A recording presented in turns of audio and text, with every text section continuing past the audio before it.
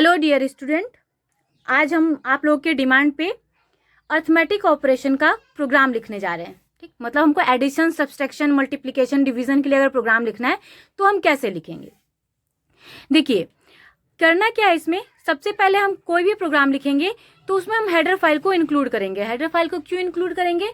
क्योंकि उन header files में सी लाइब्रेरी में वो हेडर फाइल होता है और उस हेडर फाइल्स में क्या होता है, हमारे जो प्री डिफाइंड फंक्शंस हैं उनका डेफिनेशन लिखा होता है कि वो क्या टास्क परफॉर्म करेंगे। ठीक, जैसे हम लिए क्या, standard input output dot h. तो हमारा जो प्रिंट एफ फंक्शन है या स्कैन एफ फंक्शन है, इसका डेफिनेशन कहाँ लिखा हुआ है आपका, standard input output dot h यानी स्टीरियो डॉट एच में।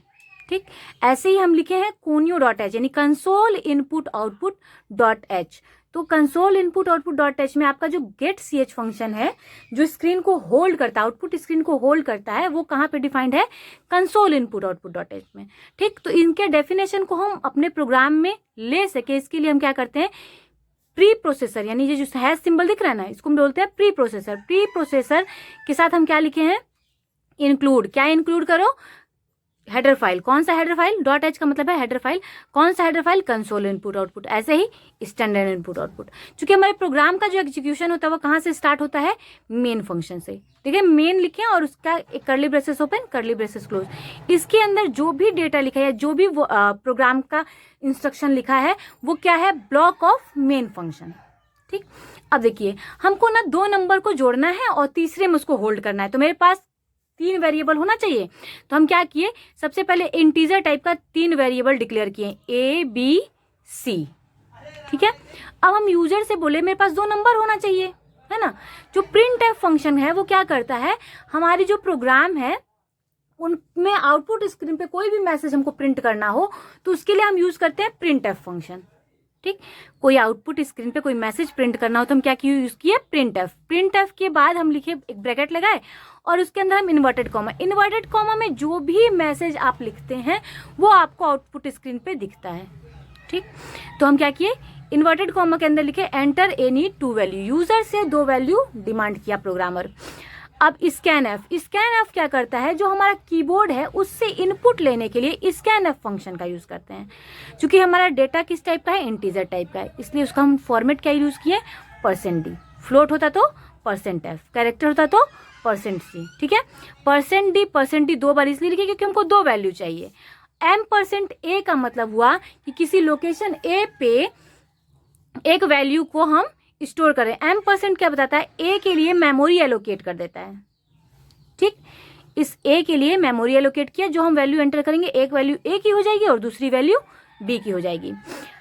फिर हम क्या लिखे, C = a + b। सी क्या करेगा, होल्ड करेगा किस वैल्यू को, ए, और a + b का जो रिजल्ट आएगा उसको क्या होल्ड करेगा, C होल्ड करेगा। फिर लिखे प्रिंट एफ, फिर मैसेज प्रिंट करना है, सम = %d। सम इक्वल्स टू और कोई इंटीजर वैल्यू, और वो कहाँ पे होल्ड है, सी में।